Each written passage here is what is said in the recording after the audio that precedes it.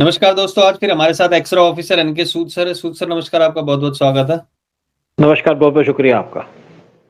सूद sir, T राजा ने अब एक बयान जारी कर दिया है बांग्लादेश के ऊपर। हिंदुओं का वहां पर कत्लेआम किया जा रहा था, इतने सारे हिंदुओं को वहां पे मार दिया गया। जो पॉपुलेशन 24% हुआ करती थी, अब वो 9% से भी नीचे चली गई है। चुन चुन के हिंदुओं को वहां पर मारा जा रहा है, मंदिर तोड़े जा रहे हैं।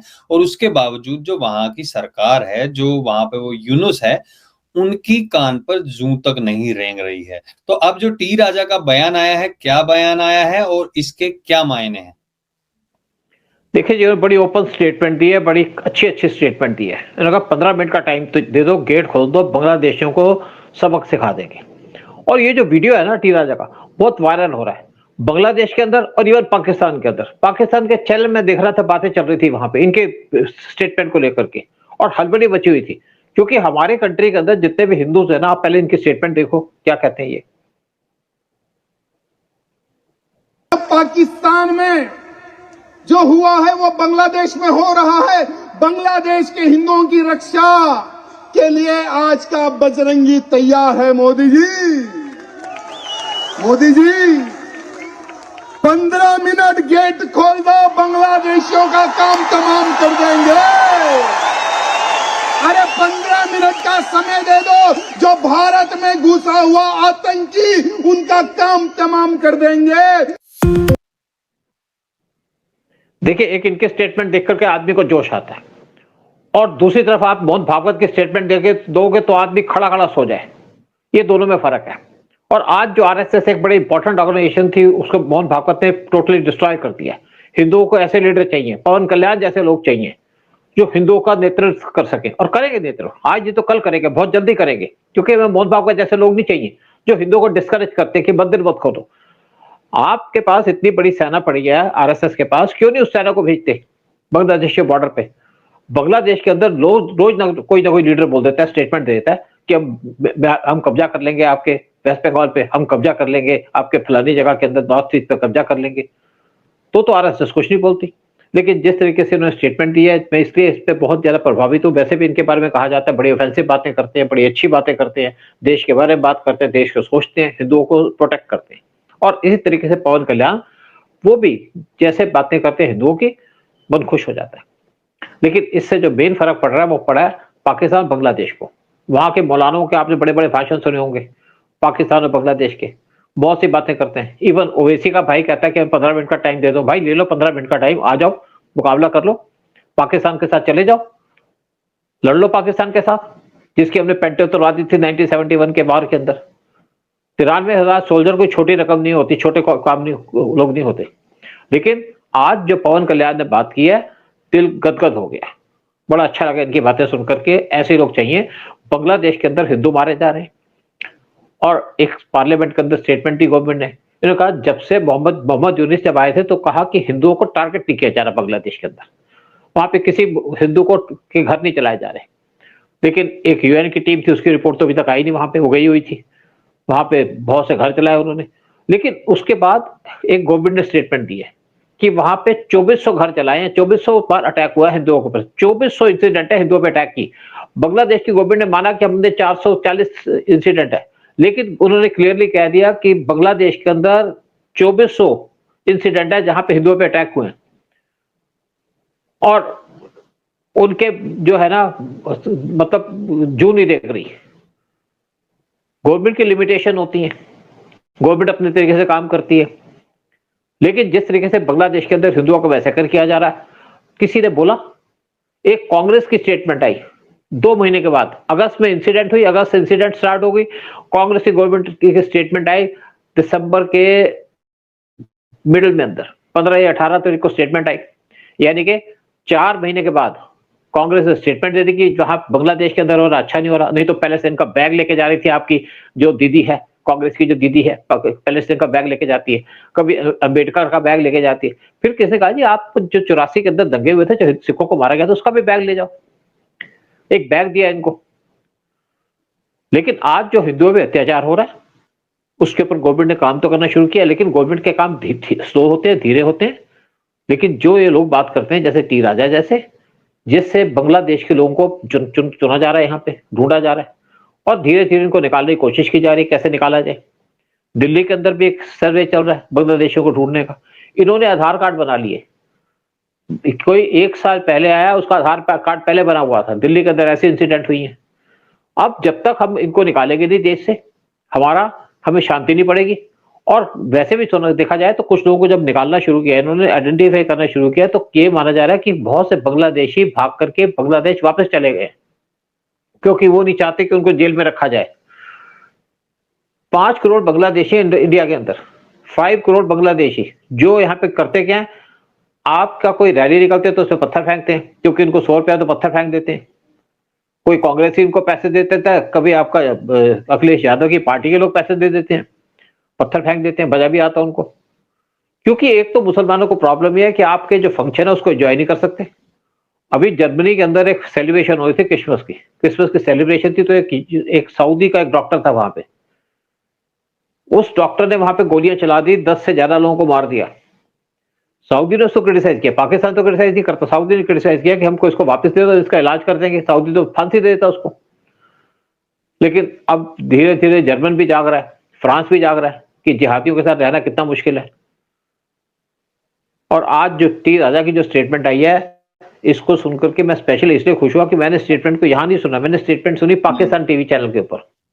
ओके, अच्छा एक चीज और सर, ये जो स्टेटमेंट अभी आई है और काफी मंदिर भी यहाँ पे निकलकर सामने आ रहे हैं और बांग्लादेश में मंदिरों को तोड़ा जा रहा है। आपने एक बात कही कि प्रियंका गांधी जो है अब लेके निकली है, क्योंकि वो संसद में हो रहा था। संसद में जब ये लोग इस तरीके की हरकतें करते हैं, वहां पर एक धक्का भी दिया गया था राहुल गांधी के द्वारा, उसको अलग से बात करेंगे। लेकिन बांग्लादेश स्पेशली यूनुस ने कहा है कि लगभग 2 साल लग सकते हैं अगले चुनाव कराने में।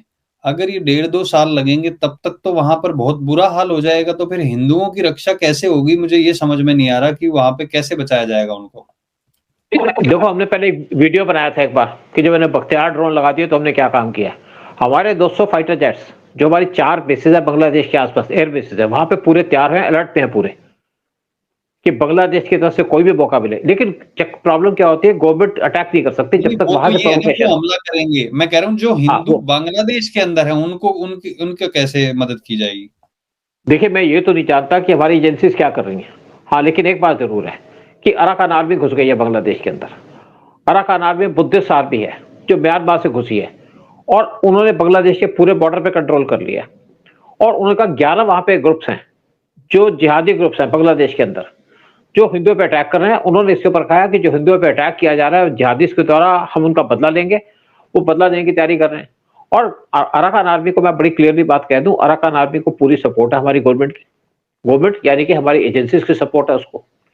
ऐसे नहीं है कि एक हफ्ते के अंदर पूरा सीनियर चेंज हो गया, पूरा सीनियरियो चेंज हो गया था एक हफ्ते के अंदर।